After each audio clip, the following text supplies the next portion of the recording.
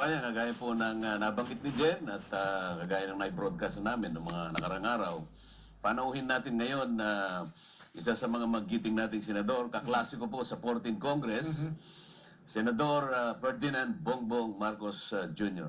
Naimbag nabigat po. Kaya na po natin pinagpapaksa sa inyo. Magandang umaga sa mga nanonood. Good morning po sa inyong lahat. At bago pang lahat, nais ko sanang mabati ang Iglesia ni Cristo sa pagdiriwang ng inyong ika-101 anibersaryo.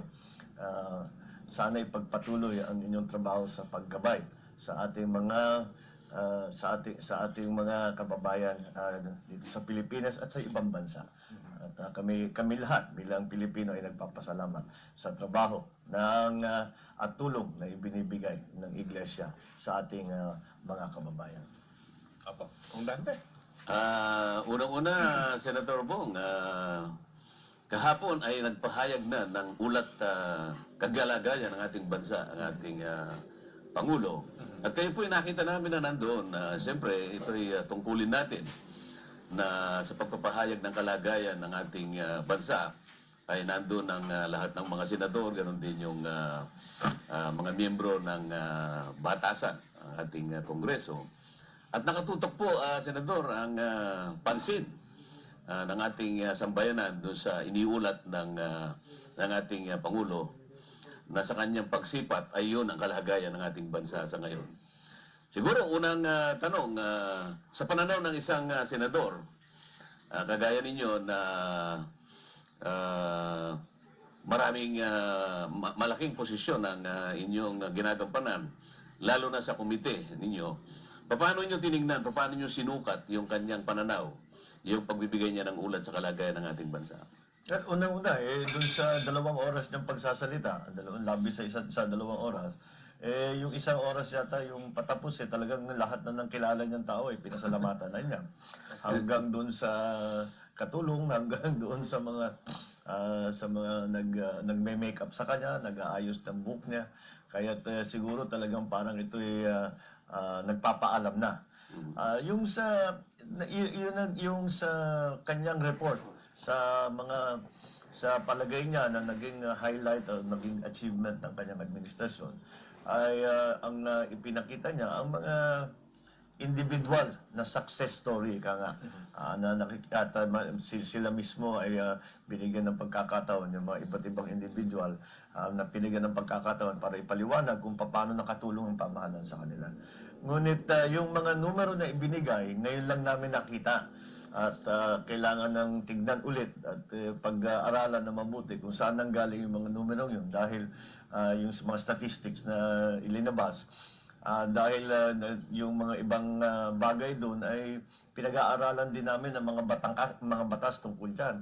At yung mga numero nga ay parang nakakaiba doon sa mga nakikita namin. Kaya pagbalik namin sa opisina, titignan namin kung saan galing yun, kung talagang ganyan na ba ang kalagayan ng ekonomiya, kalagayan ng literacy rate, ng pag-aaral, yung iba't ibang statistic na kanyang binigay. Yun lamang, may mga individual success stories, pero hindi gaano tayo nakakita ng mga istorya tungkol nga o mga report tungkol nga sa mga programa na malalawak na of national significance kung tawagin.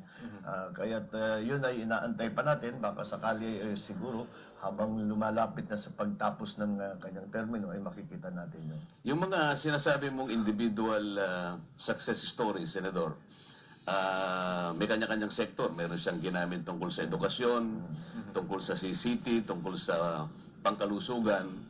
Napansin mo pala na ang kanyang ginamit ay tinatawag nating inductive method, na kumbaga gagamit ka ng isang individual na success story para ipaliwanag yung pangkalahatan.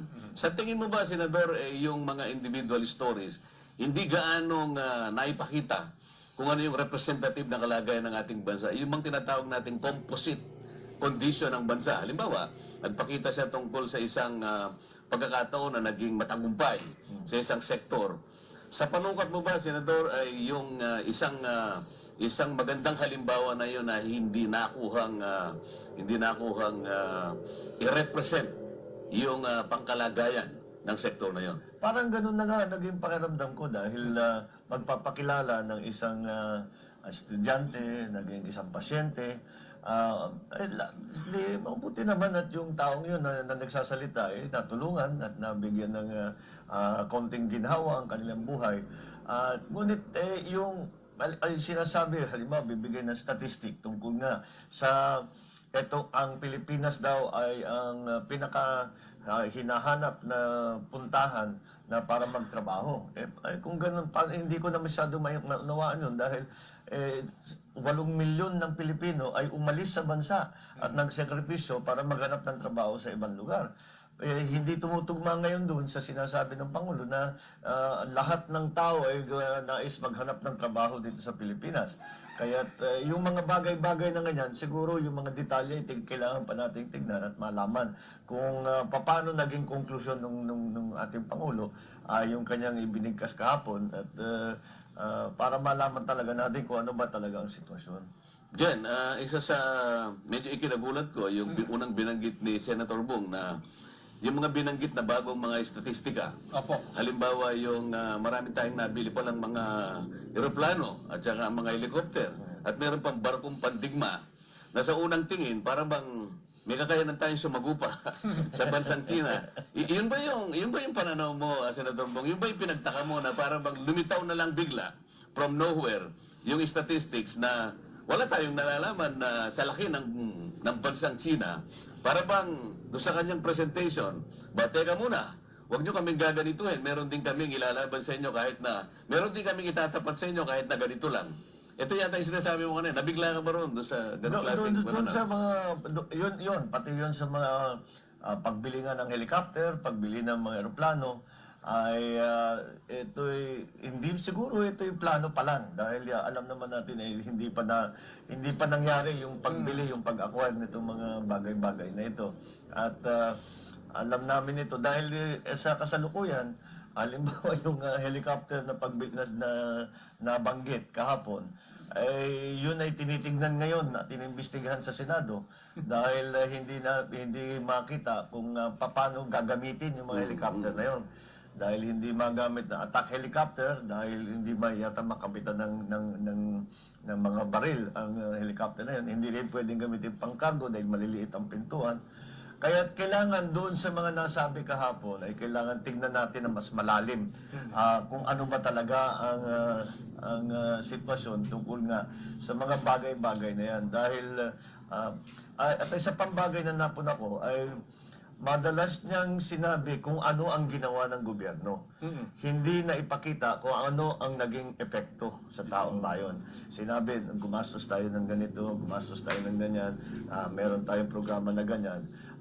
Ngunit palagay ko sana, mas maganda sana kung tinuloy niya. At sinabi na dito sa aming ginawa, ganitong karaming taong natulungan sa ganitong paraan. Yung mga bagay na ganyan. At yun lang siguro ang kulang doon.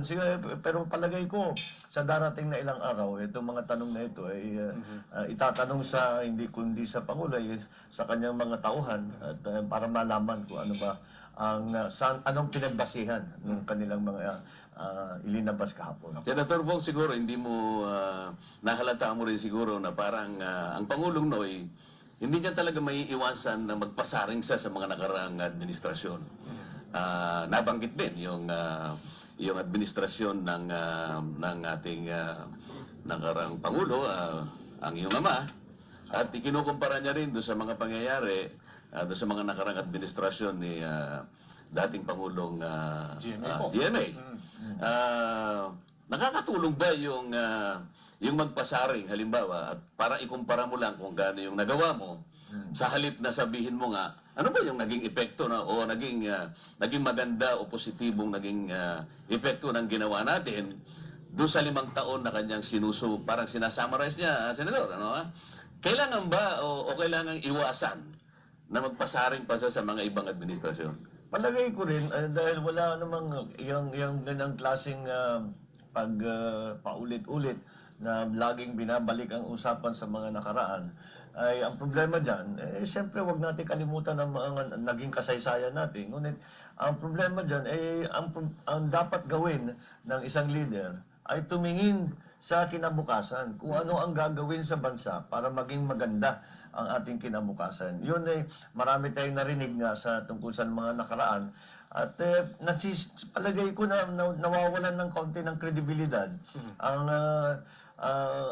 kanyang SONA kapag sinasabi lahat ng masamang nangyari ay kasalanan ng mga nakaraan at wala silang pagkakamali kahit isa.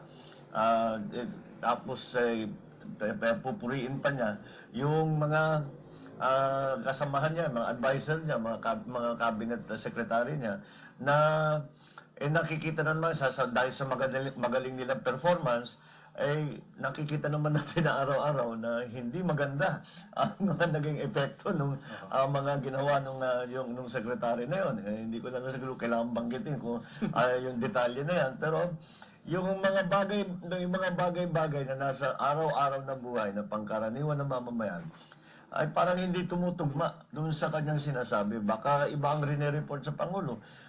Siguro dapat ang ibigay sa kanyang impormasyon yung tunay na impormasyon na yung ano ang pakiramdam ng bawat isang tao kapag sila'y nabubuhay dito sa Metro Manila, kung ano yung buhay nila pagka sila'y nasa probinsya, at para malaman ng mabuti kung ano ba ang kailangan gawin. Dahil nagtataka kami kung puro congratulations dito sa magandang trabaho, alam naman natin napakarami pang problema dun sa department na yan. Kaya parang nawawala ang credibility dahil sinasabi, yun na nga, lahat ng pagkakamali dun sa mga nakaraan, wala kaming ginawang mali, lahat ng ginawa namin hindi lang tama kundi perfecto. Kaya kailangan ihiwalay natin yung PR, yung propaganda, doon sa talagang naging achievement. Nasa dyaryo ngayon, Senator Bong, ang nanay mo, sabi niya, hindi naging masyadong mabait naman si Pinoy sa mga Marcos. Nagsentimiento ang nanay mo. Well, talaga namang hindi naman kahit na sa simula't-simula pa kahit umaasa sana kami na itong Pangulo na ito ay imbis na ipaghiwa-hiwalay ang mga Pilipino ay ipagkakaisa. Ngunit hindi masyadong ganun ang nangyari. Ay namili siya ng ilang sektor, ng ilang katao, ilang grupo na kalabanin. At kadalasan nga ito yung mga naging kalaban niya ng pamilya niya sa politika, kasama na kami doon. Dagdag ko lang po, siguro sa loob din po ng 6 na taon, Senator Bongbong, ano naman masasabi niyo, itong mga puntong ito, tama naman ang sinabi ni Pangulong Noy? Siguro yung mga programa na maraming social programs na tinatawag na pantulong sa mga mahihirap, marami talagang programa. Pero kahit yun, kung titignan natin, yung pinag-uusapan kahapon yung CCT, at sinasabing napakaraming natulungan. 4.4 million na yata. 4.4 million. Pero doon sa COA report, may nawawalang kalaki-laking pera. 30 billion. Kaya hindi nababanggit yun. At matagal na namin sinasabi yan dahil sa implementasyon, marami kaming nakikitang problema doon sa CCT. Kaya sa palagay namin, hindi rin kumpleto ang pag-report tungkol dyan. Tungkol sa K-12, totoo nga na kailangan natin dagdagan ng 2 taon ang ating eskwelahan. Ngunit yung pag-implementa ulit, maganda ang programa, maganda ang intensyon, maganda ang plano. Ngunit yung tunay na pag-implement para paratingin ang serbisyo sa taong bayan ay hindi masyadong kumpleto. Yung nabanggit ko nga, yung K-12, tama yan. Kailangan natin dagdagan ang pag-aaral ng ating mga magiging trabahador sa hindi lamang sa Pilipinas kundi sa iba't ibang bansa. Ngunit yung pag-implementa niyan ay sinasabing maayos na, alam natin hindi. Dahil halimbawa sa K-12 ni isang classroom na gagamitin sa K-12 na programa ay hindi pa naitayo, hindi pa nabuo. Yung 36 or 39,000 na teacher na dapat kukunin ng DepEd ay ni isa ay hindi pa nila nakuha kahit na napakalaki ng budget ng DepEd tungkol para diyan. So, yung maraming magandang plano. Pero yun na nga, yung sinasabing, eto may programa kaming ganito, may programa kaming ganyan, ngunit hindi maliwanag kung ano ba talaga ang naging epekto, paano ang pagka-implement, maganda ba ang dating sa taong bayan nitong programa na ito. At siguro, bilang isang senador, marami naman kaming pagkukuhanan ng informasyon at ito ikukumpara natin dun sa narinig natin kahapon. Sabi naman niya, diyan kasi, Senador Bong, sabi naman niya, medyo, ako po humihingi din ng konting pasensya naman sa inyo. Kagaya po ng isang taong may sakit, pagka naman ikaw ininom mo yung gamot, hindi naman na pag isang tulog mo lang, nawawala na kanya. Maghihintay po tayo ng, siguro, sinasabi niya parang gestation period. Ngayon, ipinapanukala niya siguro na meron na po tayong mga madali ang nagawa katulad po ng isang puno na may mga low-lying fruits. Marami na po rin tayo mga napitas. Pero sa harap ng pangyayari nga naman, Senador Bong, sa sinasabi natin na yung CCTV, pero ngayon nasa pahayagan. Mga 11.2 million Filipinos ang nagsasabi pa rin mahirap pa rin kami. At yung 8 milyon yata doon na nagsabi niya, hindi lang siya mahirap, kundi nasa taggutom pa rin kami. So, paano ngayon, Senator Bong, ikaw ay may mas malaking pananaw sapagkat ikaw ay isang senador, bakit parang hindi nagkakatugma yung positibong imahe na sinasabi sa ulat na napakaraming tulong na naipadala sa pamagitan ng CCTV, pero meron pa rin nagpapasaklolo na ganun karaming bilang sa sektor ng ating lipunan. Yun, saglit lang po. At akong Dante, kailangan natin lang mag-break. Saglit lang po na. Sumasarap po ang ating talakayan. Pero ilang text po muna. Sabi na sa ating texter, oo, Edwin de Guzman. Sabi na isa pa, hindi po, puro salita lang. Yung kulang na kulang sa gawa, puro kasinungalingan. Ruben Coloma ng Boracay. Hindi, hanggang ngayon si Arroyo pa rin na sinasabi, anong klaseng tao yan? 5 taon na siya, nakaupo, si GMA pa rin nasa isip. Boy Padilla ng Quezon City. Hindi, pangkaraniwan lang yung ginawa ni Pinoy. Jan ng Binyan, Laguna. Good po, Kong at Sir Jen, letter B, kahit sino walang bumilib sa ibinida ni Pinoy sa SONA. Tuloy, puro walang katotohanan. Ang pinagsasabi niya na pabor daw sa kanila, nipo, walang, hindi ko maintindihan. Ibig sabihin, Walang boboto. Walang boboto dyan. Ayun, BP, anyway, 9210. Oo naman, kahit kulangan pa. Tirso Dolosa ng Impanta, Quezon. Ang atin pong Vox Populi, bumilib ka ba sa ulat kalagayan ng ating bansa na ibinida ni Pangulong Noy sa kanyang huling SONA? Magbabalik po ang Saganang Mamamayan.